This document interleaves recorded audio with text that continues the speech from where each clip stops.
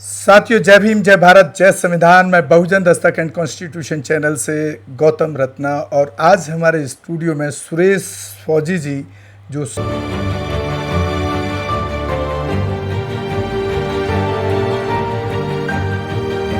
मायावती, दोनों ने वहाँ की जो पुरानी पार्टियां हैं जो उनसे गठबंधन किया है जी। उसमें मायावती जी की पार्टी के मंच से जी। उस दूसरी पार्टी के जो अध्यक्ष है, जी। आई थिंक अध्यक्ष ही है वो शायद जी। हरियाणा स्टेट के, जी। और वो हरिजन और चमार जैसे शब्दों का इस्तेमाल कर रहे हैं और वहाँ मायावती जी बैठी हुई हैं। जी। तो इसको किस तरह देखते हैं कि आज भी वो लोगों की मानसिकता किस लेवल की है, और वहाँ पर फिर उनको मायावती जी को उस पर एक बाद में स्टेटमेंट देना पड़ता है कि भाई हम हरिजन की औलाद हैं तो बाकी क्या लोग शैतान की औलाद हैं। देखिए अपना गौतम जी, सबसे पहले तो अभी इसको मैंने किस तरह देख पा हाँ, मैं वही बात कर रहा हूँ। अभी थोड़ी देर पहले मैंने जो आपको बात कही थी, यदि हम चमार, वाल्मीकि, रामदासिया, खटीक, लोहार यदि इन शब्दों का इस्तेमाल कर रहे हैं तो मेरे ख्याल में हम बाबा साहब को नहीं समझ पाए हैं। मैंने एक बात कही कि बाबा साहब ने संविधान में जो हमें अधिकार दिया उसके अकॉर्डिंग हमें अनुसूचित जाति में शामिल किया, और अनुसूचित जाति में जितने भी ऐसे कैंडिडेट हैं अनुसूचित जाति में, वो सब उन्होंने तो वहाँ किसी जाति को अलग से तो नहीं कहा। और यदि हम मंच से ये बात कह रहे हैं तो मेरे ख्याल में ये समाज की या मेरी और आपकी अवहेलना नहीं है, ये बाबा साहब के सिद्धांतों की अवहेलना सीधी सीधी।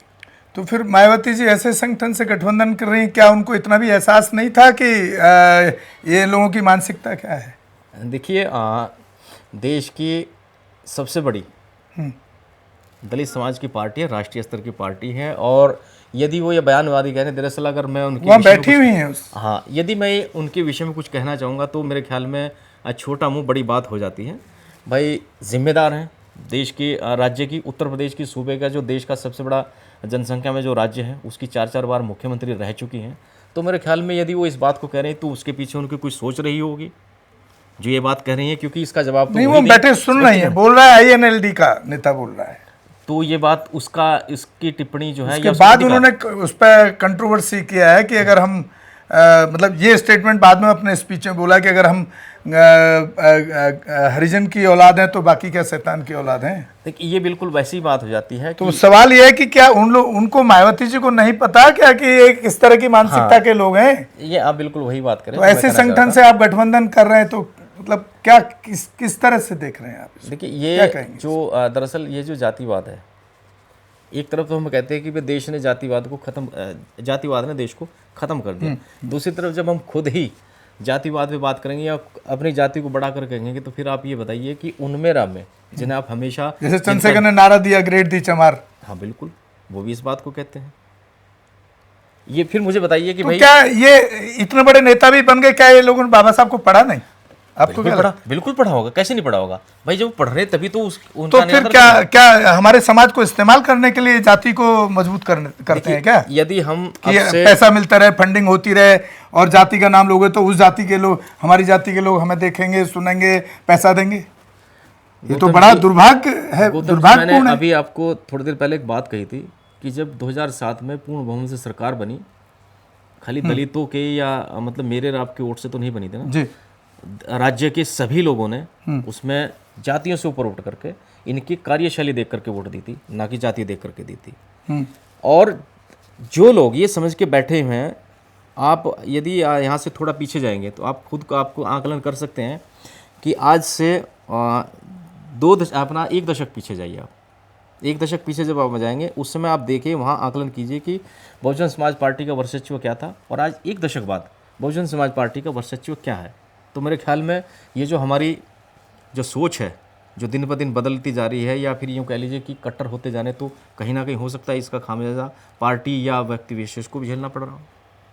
गलत तो नहीं है ना सर? एक मैं थोड़ा अलग टाइप का ही बात करता हूँ। मैं एक पीछे सरकार की आप बार बार बात कर रहे हैं, बड़ा उत्साहित हैं कि हमारी सरकार बनी, बहुजनों की सरकार बनी। मैंने जो बहुत लोग सत्य हुआ, मतलब लोग जो ऐसा सोच रहे हैं, जो सच हुआ, मैं उस सरकार पे ही सवाल कर रहा हूँ। आप कर सकते हैं, जिसको लोग कहते हैं कि बहुत अच्छा काम किया। आप स्वतंत्र हैं, देखिए सवाल उठाना आपका काम है, और मीडिया वाले आप वैसे भी बहन जी ने लखनऊ का पार्क बनाया, नोएडा का पार्क बनाया, अपने गांव में बनाया, और कई जगह से ऐतिहासिक स्थल बनाए जी। और वाकई में एक बड़ा काम था, ये बड़ा काम किया उन्होंने। मेरा मानना है कि वो जो हजारों करोड़ रुपए में ये जो पूरा स्कीम के तहत उन्होंने अपने ड्रीम सपने को तैयार किया, क्या वो ड्रीम सपना ऐसा नहीं हो सकता था कि वो अपने महापुरुषों की वहाँ स्टैचू लगाती ताकि हर आदमी को दिखे कि हमारा ये महापुरुष है, और उसकी एक बाउंड्री बना दी जाती, और जो पैसा बचता, यानी कि जो पैसा, जो काम महापुरुषों के इतिहास को इस्टेब्लिश करने का, स्थापित करने का जितना खर्च हुआ उसके 5% पैसे में हो सकता था, और 100 में से 95% से अगर उस समाज के लोगों के लिए कोई ऐसी स्कीम बनाई जाती जिसमें स्किल डेवलप हो सकता था, उनकी आर्थिक मजबूती कैसे हो सकती थी, क्या वो काम ज़्यादा जरूरी था, या सिर्फ उसमें मूर्ति की बात नहीं कर रहा हूँ मैं, मूर्ति के समर्थन में ठीक है, अभी मूर्ति लगाई क्योंकि हमारा इतिहास कहाँ बचेगा, नहीं तो मूर्ति नहीं होगी तो वो उसके मैं उसमें नहीं हूँ। लेकिन आप देखिए कोई पार्क ऐसा है जहाँ पे सैकड़ों हाथी पे पैसा नहीं लगा, पत्थर के हाथी में जो करोड़ों रुपए खर्चा कर दिया गया, तो उसको किस तरह देख रहे हैं आप? देखिए सर, वो कैसे आप जस्टिफाई करेंगे? हाथी तो कोई महापुरुष नहीं है। देखिए मैं बताऊंगा, हाथी थोड़ी हमारे महापुरुष हैं। दरअसल यदि आप मूर्तियां लगवाने की बात जाएंगे, यदि इसके इतिहास पे जाएंगे, हाँ। ये खाली पहला वाकया नहीं है कि देश में मूर्तियां लगी हुई हैं, राज्य या शहर में मूर्ति लगी होंगी जी।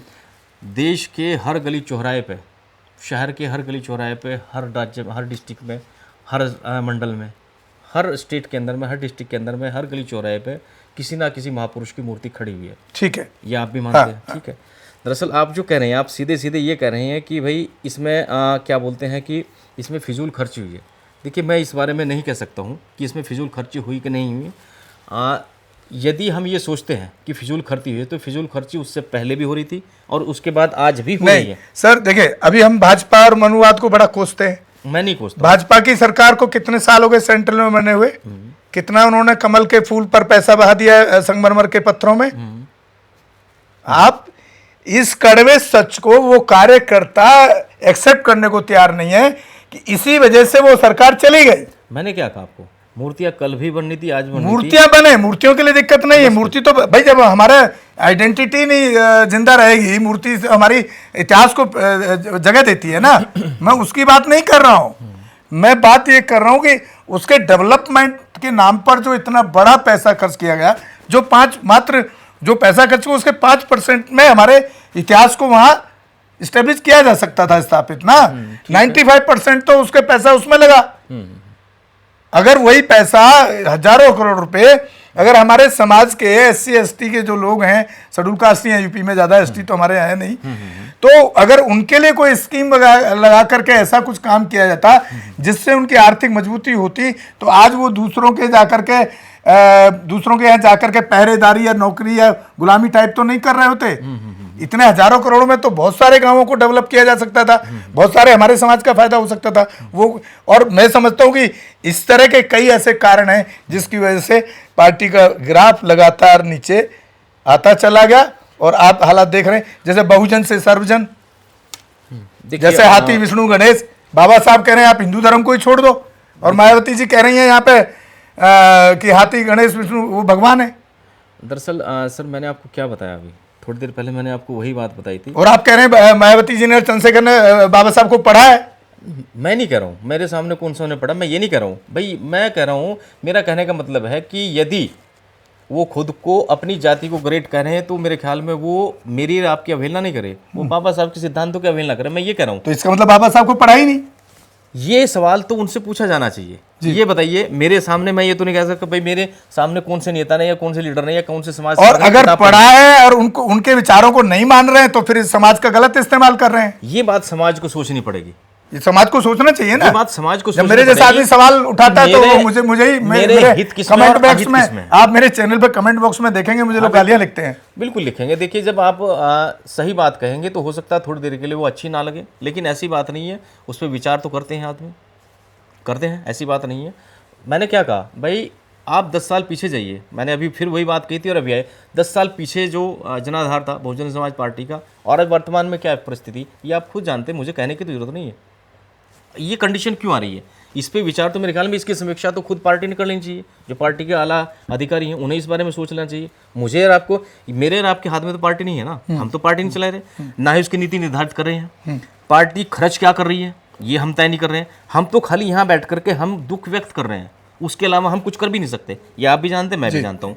बस ये है कि लोगों को इस बारे में अवेयर होना चाहिए, जागरूक होना चाहिए, उनको सवाल करना चाहिए। जिस समय आपके घर एक लीडर, जिस समय आपके घर वोट मांगने के लिए आता है, ये सवाल किसी भी पार्टी का अभी सर कल परसों ही एक कैंडिडेट ने आरोप लगाए कि मुझसे पैसे मांगे गए 30 लाख रुपए, और उसने बकायदा नाम भी बता दी। वो तथ्यों के आधार पर वो बात कर रहा होगा। अब कैमरे पे बोल रहा है, पूरे मीडिया के सामने बोल रहा है, तो कहीं ना कहीं कुछ तो है, ऐसे थोड़ी बोलने लग जाएगा। अच्छा, और कह रहा पार्टी भी नहीं छोड़ूंगा। अच्छा, एक बात और भी है, मुझे एक बात बड़े मजे की दिखाई दी। आप मुझे बताइए, ये मेरा स्टूडियो है, यहाँ पे 4 लोग काम करते हैं, बिल्कुल। क्या मुझे नहीं पता कि वो 4 लोग क्या क्या काम कर रहे हैं? वो करप्शन कर रहे हैं, बेईमानी कर रहे हैं, स्टूडियो को नुकसान पहुंचा रहे हैं, या समाज का भला कर रहे हैं, अहित कर रहे हैं? क्या वो सुप्रीमो को नहीं मालूम? देखिए मैं आपकी बात से यहाँ जो हमारे उस पार्टी की सुप्रीमो है उनको नहीं मालूम क्या? विजय रत्ना, ये कैसे हो सकता है? मैं आपकी बात से सहमत हो सकता हूँ, लेकिन उससे पहले मैं एक बात और कहना चाहूंगा जी। दरअसल यदि मैं पार्टी में शामिल हूँ, ठीक, मैं खुद का एग्जांपल दे रहा हूँ, यदि मैं किसी भी पार्टी में शामिल हूँ और मैं पार्टी में पिछले 10 साल से काम कर रहा हूँ, मुझे एक दिन भी पार्टी में कोई खामी नजर नहीं आती। ऐसा क्यों होता है कि जैसे पार्टी से आपको निष्कासित किया, पार्टी के अंदर कांटे निकल आए?